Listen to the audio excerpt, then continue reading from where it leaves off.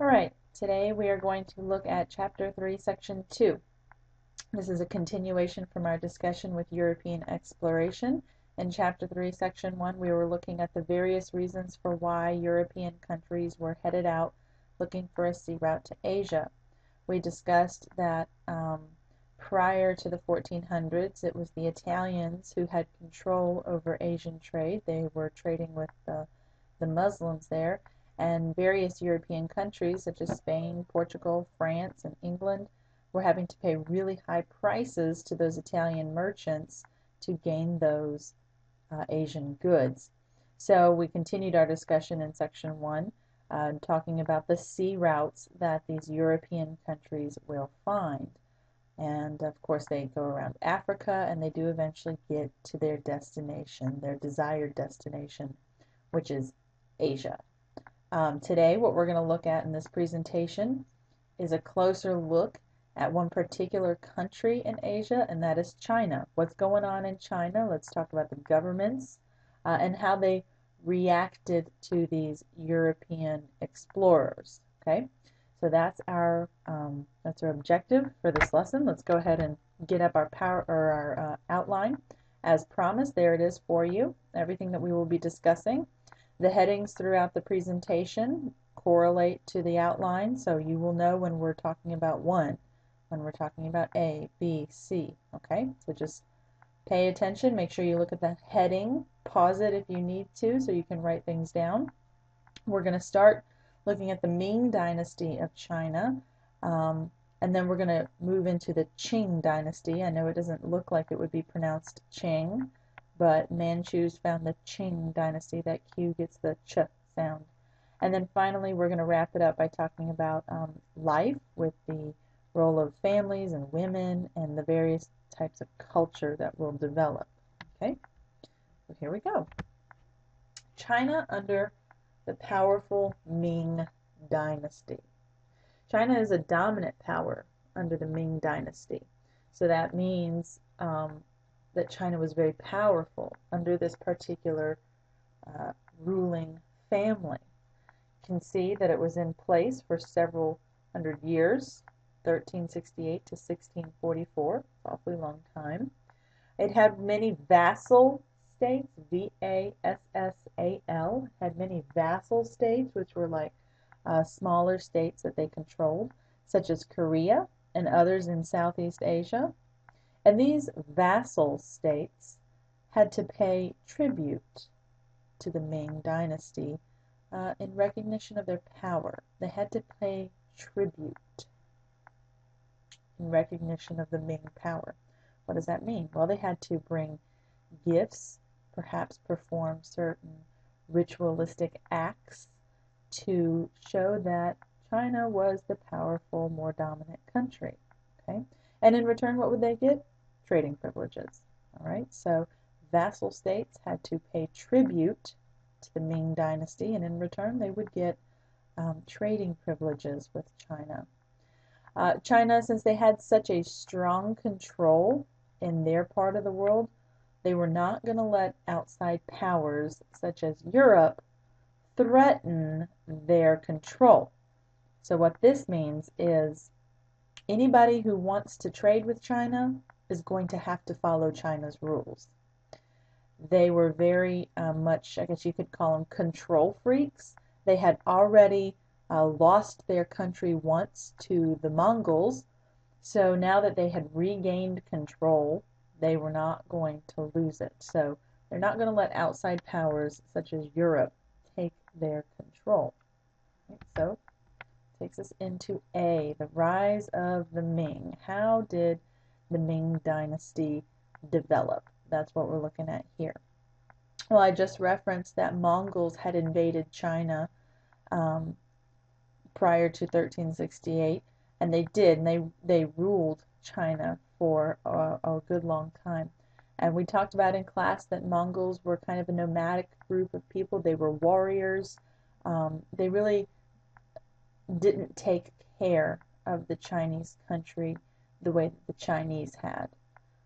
So after a period of time, the country of China was kind of beaten down and destroyed, so to speak. So they had a pretty big situation, a pretty big mess on their hands. Somebody needed to change it. Well, that's where Hong Wu comes in. Hong Wu is the son of a peasant who will command a rebel army that drives out the Mongols of China in 1368. I think that's interesting. He's the son of a peasant, so not really a noble person, not even really highly educated, but he was very successful in leading out these groups of nomads who had controlled China. For his bravery, for his success, he becomes the first Ming emperor. Okay, he becomes the first Ming emperor after he drives out the Mongols. He's going to begin rebuilding China by making several reforms, and the goal of these reforms is to eliminate all traces of Mongol rule. So they didn't want any indication that the Mongols had been there before. One area of reform was going to be restoring agricultural land. One area of reform is restoring agricultural land. The Mongols were nomads. They were not skilled farmers. They didn't really know how to farm. They kind of were hunter and gatherer type people. So agricultural lands were destroyed when the Mongols were ruling China, because they didn't see the value of the lands the same way that the native Chinese did. He is going to respect early traditions of China, and he will restore those traditions back into the Chinese society. Some of those traditions include bringing back Confucianism, and then returning the examination system.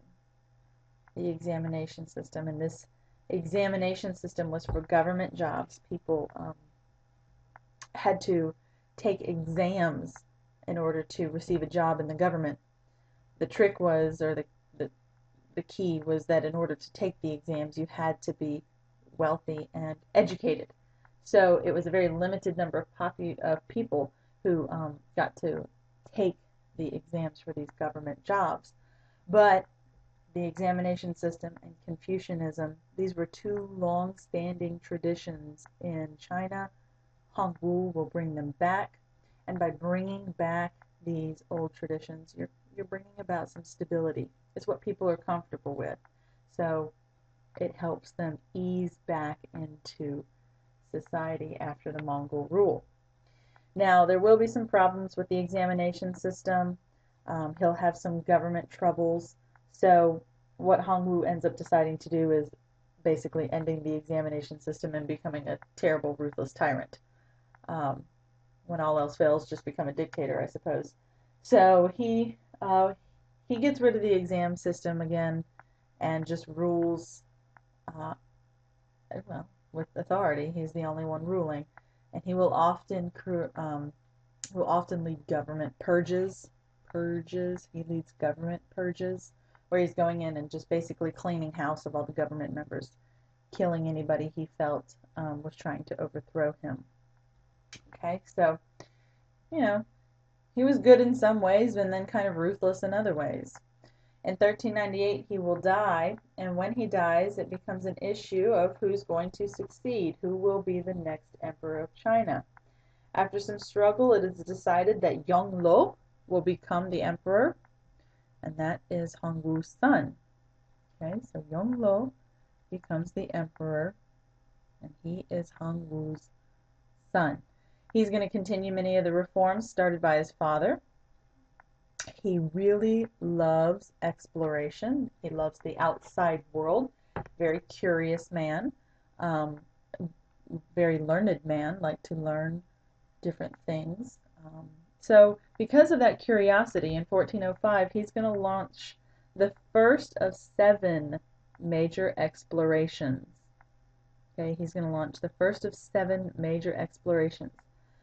The goal of these explorations is to impress the world with the splendor of Ming China. He's basically bragging about what Ming China can do, and he also wants to extend that tribute system, bring more and more people in to perform these ritualistic acts to the emperor so that the emperor can receive gifts from other nations. Okay. So who's going to lead these explorations? Well, Zhuang He, and that's how you pronounce his name, Zhuang He. It looks like Zhang He. It's pronounced Zhuang He. Zhuang He is a Chinese Muslim, and he is going to be the one to lead all 7 of Yongluo's explorations. Right? His expeditions were enormous. They were huge.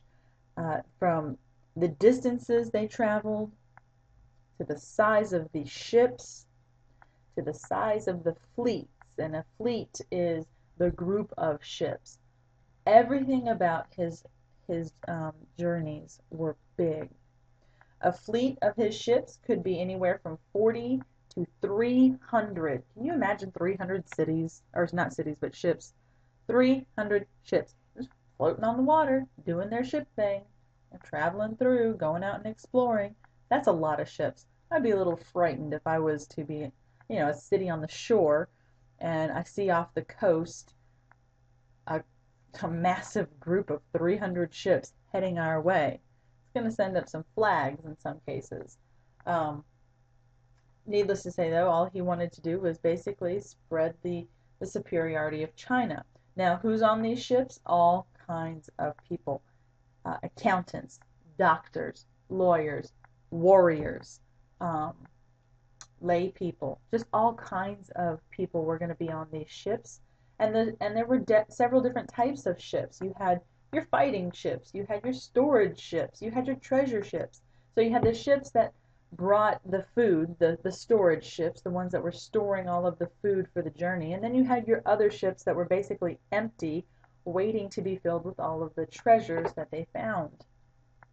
Zhuang He will spread the Chinese superiority everywhere he goes. Everywhere he goes. He is spreading the superiority of China. And whenever people saw his fleets, I mean, they just literally looked like floating cities on the water. And it was rather impressive. I mean, check out his ship down there. You can see the image where it compares Zhuang He's ship to Columbus's ship. Clearly, the Chinese were far more advanced than the Europeans. And keep in mind, Zhuang He's ship comes long before Columbus's little ship there does. So there's a time gap, but still the superiority of China is there, especially when you can see it like this in this image. So even though he's out there spreading this Chinese superiority, showing off how awesome China was, these voyages were very costly. I mean, look at the size of that ship. You can imagine how much it cost to build that. Now imagine 300 of those. Okay, lots of money. So they were very costly trips, and the scholars began talking with the emperor, saying, we could really save a lot of money. Save a lot of money if we pulled the plug on these expeditions. And so after his 7th trip in 1433, Zhuang He will no longer go out exploring, at least not for the Chinese government. And once they withdraw Zhuang He from his explorations, China will enter into a period of isolation. Something we'll talk about a lot in this class, isolation. They are all by themselves, and they did it on purpose. Right? So let's look at why, or what the results were. Ming relations with foreign countries. So we know Zhuang He's expeditions will end 1430s, and then they go into isolation, China. By the 1500s, the trade policies put in place will reflect that idea of isolation. Only it's not an idea, it was a reality. And so when we say the trade policies reflect isolation, we mean their trading laws clearly let everybody know that China is isolated, it's not open for business, they don't want to have any dealings with the outside world. They will have three trading ports that remain open. 3 trading ports do remain open. However, those trade ports, they're controlled by the government. So the government says who comes in and who comes out, who they're trading with and what they're trading. But as we know, just because the law says one thing doesn't mean that everybody's going to follow the law. So even though government is controlling trade, there are several merchants from China who will smuggle cargoes of all kinds of goods, silk, porcelain, spices. They'll smuggle these goods out of China and sell them to the Europeans. So they were basically going against the Chinese government, these Chinese merchants were, and selling the stuff anyways and making a pretty good profit off of it. The Europeans, when they purchased these goods, they typically paid for them with silver. And this is just so interesting because where are they getting the silver from? From the Americas. So you have currency, a metal, coming from the Americas and ending up in China, all through trade. It's pretty fascinating to see how it all connects together. Even though China has a lot of stuff that make them very valuable and that they could easily become industrialized, even though they could become industrialized, they don't. They don't. The demand for their goods, the demand for those Chinese goods was certainly high enough that they could have industrialized pretty quickly and produced silk in large quantities at a much faster rate. But they chose not to do that. Why? Because Confucianism is greatly offended. Confucian beliefs is greatly offended by commerce. So trade, making profits, at least making large profits, all of those things go against Confucian beliefs. And also because China's economic policies favored agriculture. So 2 reasons why China doesn't become industrialized. Chinese society was offended, commerce offended Confucian beliefs, and because the economic policies of China favored agriculture. What does that mean? Well, I know I told a couple of classes, I don't remember if I told them all. China greatly looked down upon merchants. They were the lowest class. They valued farmers. The farmers were in a higher social class than merchants were. Farmers were valued because they had to work. Merchants were not valued because they saw their jobs as like bribery and robbery. So the economic policies were more in favor to those who did agriculture than in those who were merchants. So those are the 2 reasons why China doesn't industrialize. Confucian beliefs and the economic policies favored agriculture. Taxes on agriculture, that's what that AG stands for. Taxes on agriculture are low, while the taxes on manufacturing and trade are ridiculously high. And again, that goes back to the fact that the Chinese valued the farmer and they did not value the merchant. So they want to make things easy on the farmer, they give them low taxes, and they want to make things hard on the merchant, they give them high taxes. Now, as we talked about in section 1, who else comes in with the merchants but Christian missionaries? And we discussed that a lot of them wanted to convert people to Christianity because it would make better trade partners. If you have people of the same mindset, it's just easier to trade and interact with them. But not all Christian missionaries wanted to, or they didn't have that financial motive. Sometimes they really just wanted to spread their faith. One example of our Christian missionary in China is Matteo Ricci. You can see him here on your slide. He is a Jesuit from Italy, and he is one of the first Christian missionaries to have a significant impact in China. He doesn't make China very, very Christian, but he is well received, at least in the Chinese courts. Okay? Manchus found the Qing dynasty. Manchus found the Qing dynasty. By the 600s, the Ming dynasty is reaching its breaking point. Okay, the dynasty had been in place for several hundred years. It had ineffective rulers. The government was corrupt, and the government had run out of money. They needed somebody new. All right, they needed a new face to start leading their nation.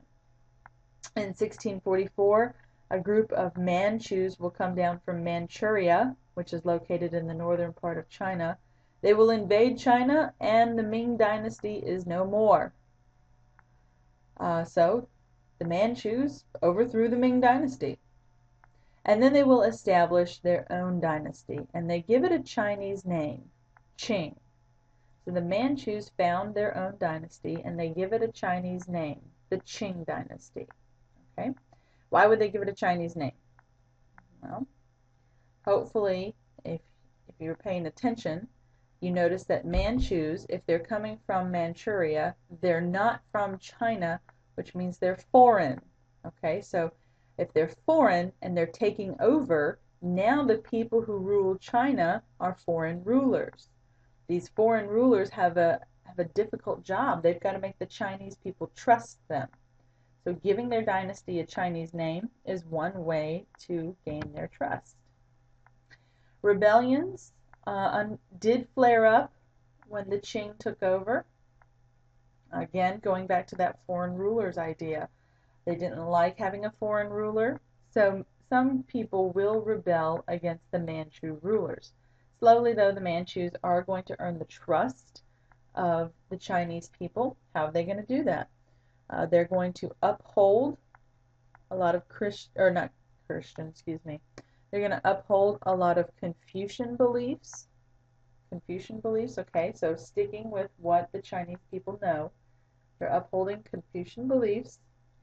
And they're also upholding existing social structures, meaning they're not going to try and come in and make the merchants the wealthy class when they've been below the farmers for so long in Chinese history. That was not a way to gain the trust of the people. So they kept the social structures in place.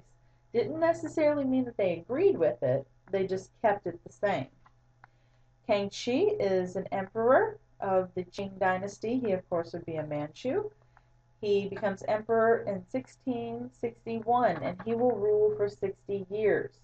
He's got quite a job on him. He's got to restore the prosperity of China. How is he going to do that? Well, first, he's going to cut government spending. It's a great way to begin things. Government spent less money. Next, he's going to lower taxes. Everybody likes lower taxes. Less money going to the government, more money staying in your pocket. That's a good thing. And then finally, he's going to give government jobs to those who were educated. Excuse me. He's not bringing back the exam system. He's giving government jobs to the intellectuals. That's kind of a smart decision. Let's give it to the people who know stuff. Let's give it to the educated. He also enjoys the company of the Jesuits, so he is open to Christians coming into China, enjoys interacting with them. When he dies, Qing Long, who is the grandson to Kangxi, will rule. You see that King Long will rule from 1736 to 1795. While he is emperor, this is King Long, while King Long is emperor, China will reach its greatest size. Okay, that means that they have gone out, the people of China, have gone out and expanded their borders. They took over countries like Taiwan and Tibet. So they're basically just making their country huge under King Long. All right. Okay. There's some images for you so you can see the Qing Dynasty or the Qing Empire. There's the Manchurian Empire sitting right above the Chinese Dynasty, or the Chinese nation, I should say. And then there is Kangxi, saying radical. That's what he looked like. Cheesy history humor there for you. Okay. Manchus continue Chinese isolation. Manchus continue Chinese isolation. To the Chinese people, their country had been the cultural center of the universe. And it really was for about 2,000 years. They had it all. Everybody came to them to trade, to interact, to exchange ideas. China was the place to be. The thing was is that if you wanted to trade with China, though, you had to follow their rules. Okay, you had to follow their rules. And we kind of talked about this with section 1. China is going to demand that you follow a certain procedure because China's the one who has everything that everybody else wants. China doesn't need them. They need China. So you've got to follow their rules. One group of people that follows the rules of China, the Dutch. We know that the Dutch are from the Netherlands. They openly accept the rules of China. No problem. They'll do whatever it takes to trade with them. Dutch diplomats or government officials often perform the ritual known as kowtow. And the kowtow is when you would get down on your knees and touch your forehead to the ground 9 times in front of the Chinese emperor. This was just a way of acknowledging superiority of the Chinese emperor. Okay? And the Dutch were all about it. Doesn't mean that they think that the Chinese emperor is better than the Dutch ruler. It just means that they're willing to do it to get the goods. Okay? And as a result, the Dutch and the Chinese had a very good long-standing trade relationship. Now, Great Britain is another story. Great Britain would also love to trade with China and would love to increase their trade with them, but they don't like all those trade restrictions. Okay? They have an issue with it. So, in 1793, King George III, who is the King of China, King of China, King of England. In 1793, King George, who is the King of England, will write a letter to the Emperor of China, Qinglong. And in this letter, he is asking for better trade arrangements. So you can imagine, Dear Qinglong, please allow us to trade with you as we wish. We really like your stuff, but we don't like your rules. Come on, you know you love us. Give us what we want. Hugs and kisses, King George. Okay, so there's your letter.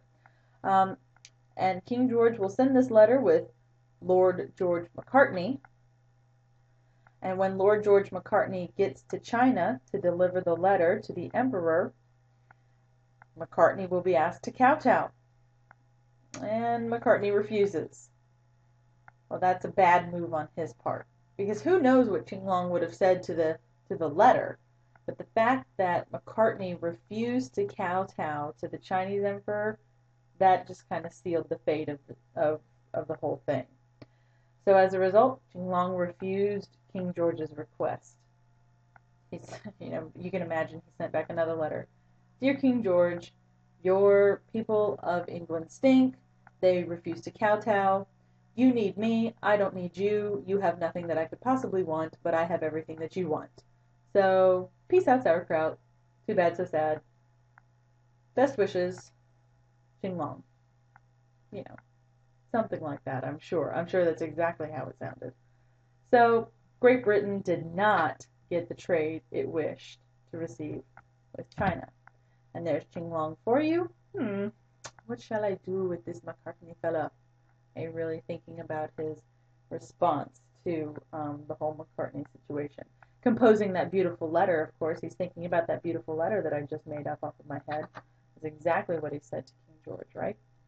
Yeah, no, it's not. Korea under the Manchus. Korea under the Manchus. Now, we mentioned at the very beginning of the presentation that there were some vassal states of China. Korea is one of those vassal states.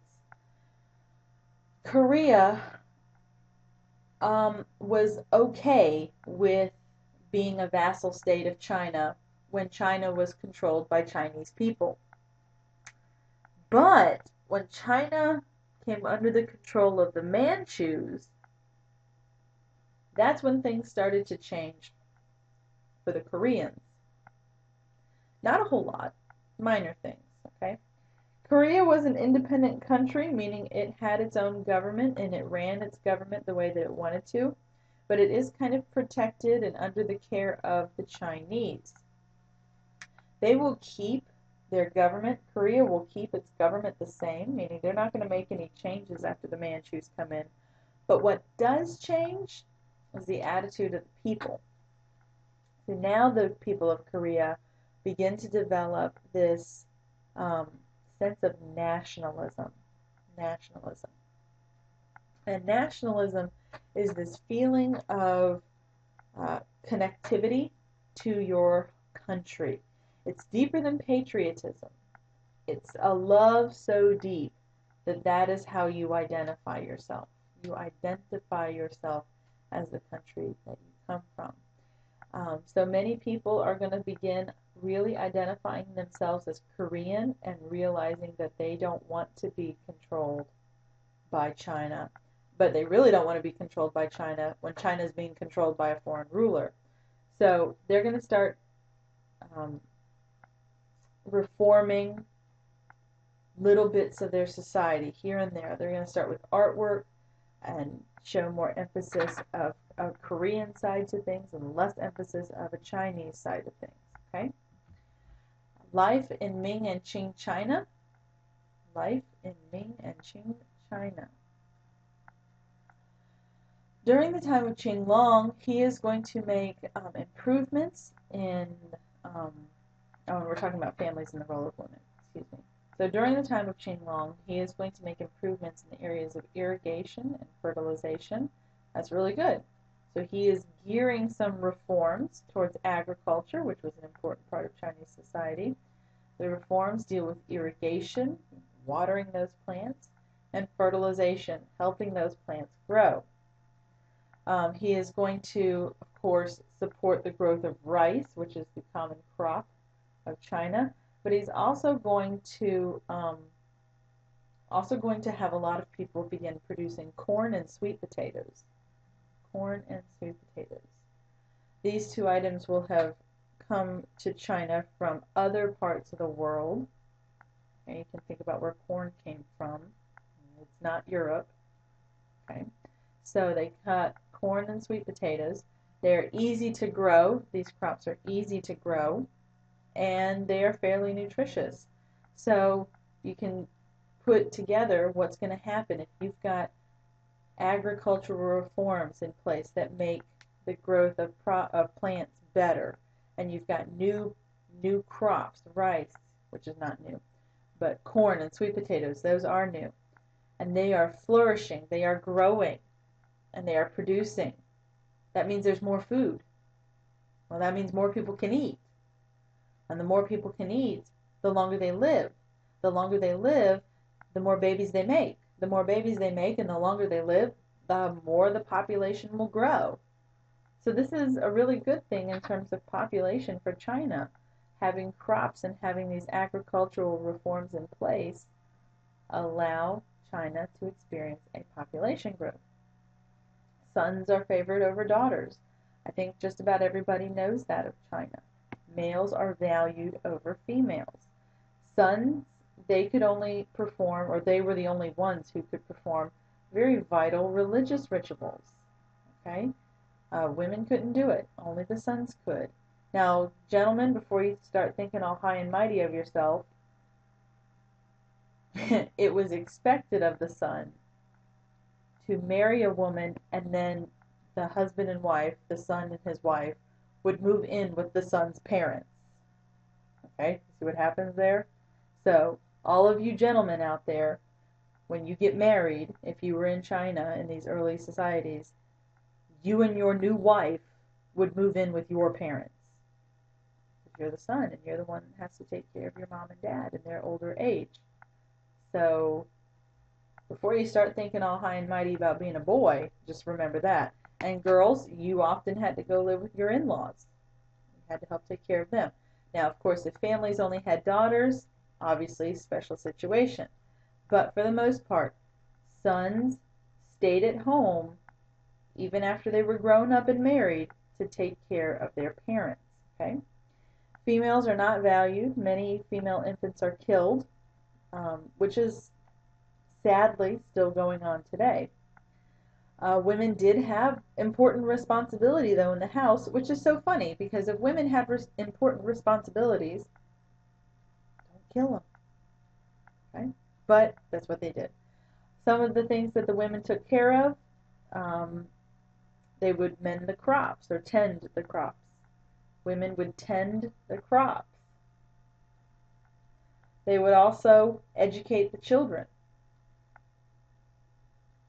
And they would also manage the finances of the household. Okay?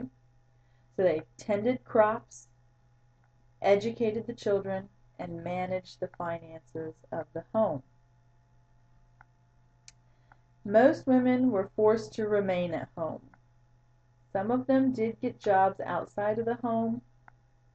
It wasn't always looked upon as a positive thing for a woman to have a job outside of the home. It might indicate that she wasn't able to find a husband, or that her husband had left her, or a host of other unpleasant things.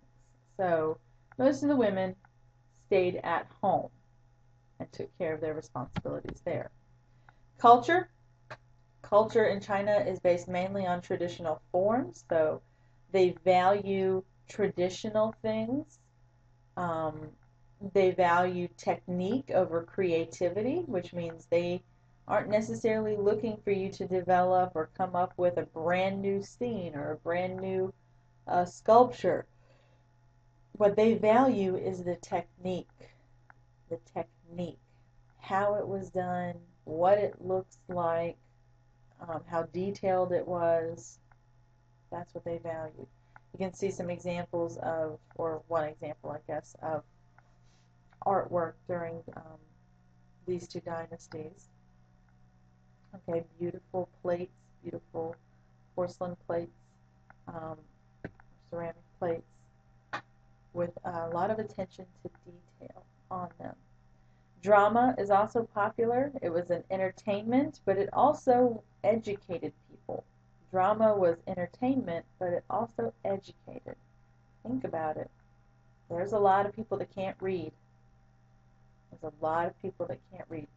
So how are you going to teach these people who are illiterate about the Chinese history? You do it through plays. It's a popular way to teach, popular way to educate, and it was very, very effective. All right, that about wraps it up for us with this section. In section 3, we're going to be looking at Europe's encounter with Japan. See you then.